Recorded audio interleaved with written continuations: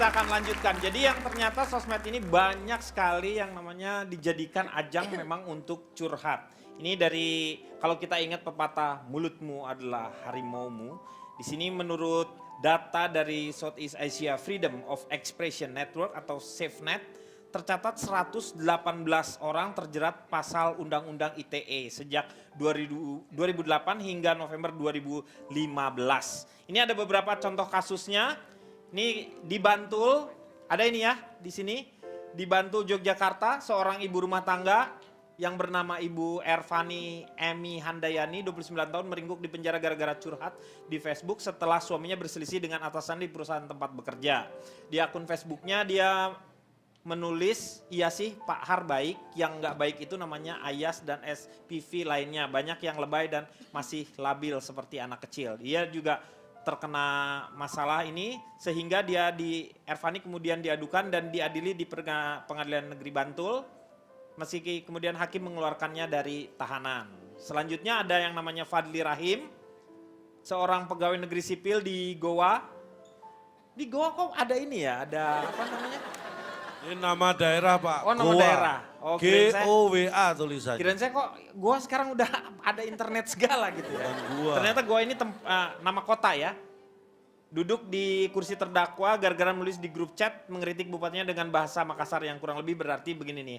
Ada banyak investor tidak jadi proyek karena bupati tidak dapat komisi. Ini yang ternyata membuat bupatinya marah dan akhirnya pangkatnya diturunkan dan masuk penjara serta beliau ini dipecat. Begitulah karena gara-gara curhat. Saya mau tanya ke Ranggi, tetapi sebelumnya saya tanya dulu calon tong dulu. Menurut calon tong gimana?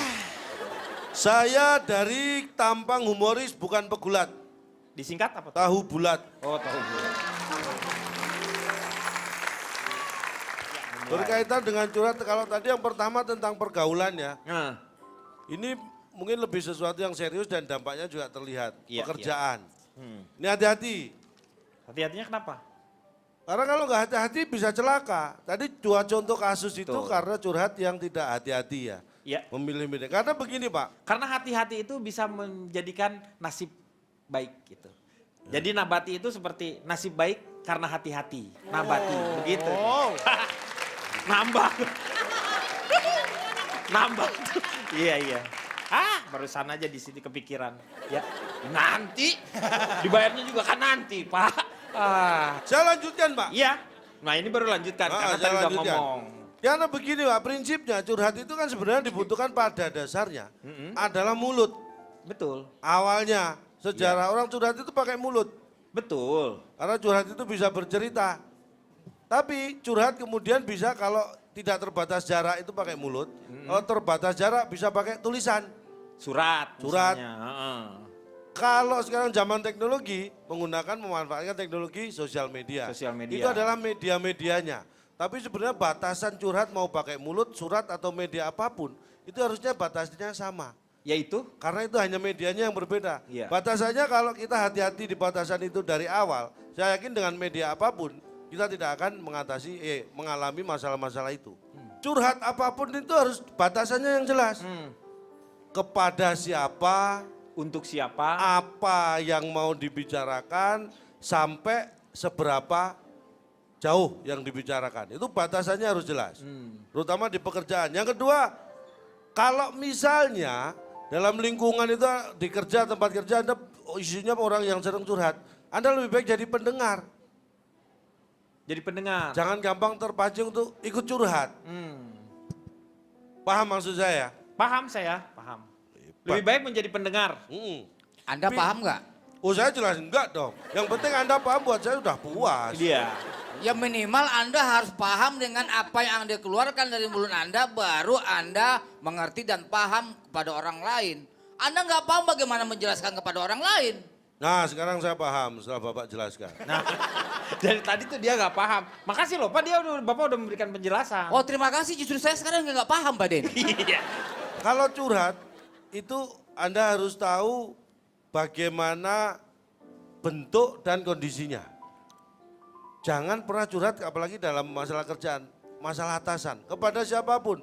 Walaupun Anda punya teman kerja yang Anda percaya, Iya. jangan pernah curhat tentang atasan.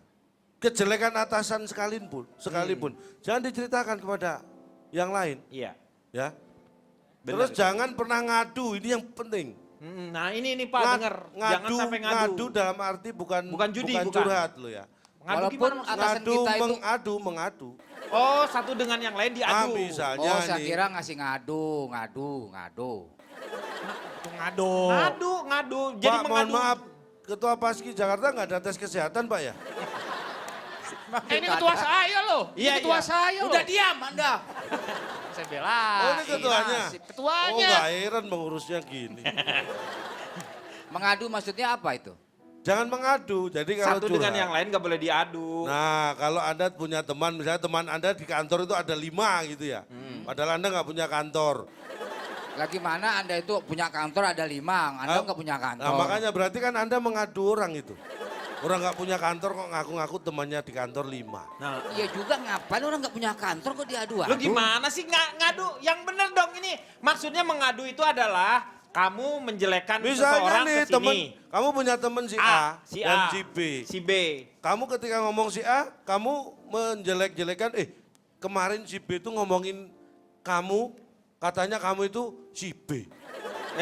Nggak bisa. Nah, Kang Denny, ini Dia- ekspresinya kelihatan banget. Bodoh Makin- ya? Bukan, orang kan biasanya microexpression tuh kelihatan bingung. Enggak, ini kelihatan bodoh. jarang itu keluar. Lanjut. jadi jangan sampai mengadu, karena jangan sampai di lingkungan kerja itu kita terkenal orang yang justru suka memperkeruh suasana. Terus batasan-batasan ini sangat penting. Jangan pernah membawa masalah keluarga di tempat kerja. Ini nggak boleh, kita harus tahu betul mana pekerjaan, mana keluarga. Apalagi membawa pekerjaan ke masalah ke keluarga. Sebenarnya itu sama, cuma kalau tahu batasnya nggak masalah. Selama pekerjaan dibawa keluarga itu kan ke istri. Nah. Istri itu jauh bisa lebih dipercaya daripada teman kerja. Tapi kan nggak bisa dong. Kita nggak tahu kalau misalnya ternyata istri kita adalah istri kita. Oh iya ya. Iya kan? Iya. Benar tuh. Ranggi, sebenarnya ini adalah giliran Anda. Iya. Tetapi kali ini Anda harus dibawa santai aja, oke? Nanti sekarang kita santai aja dulu. Dibawa santai aja. Kita sekarang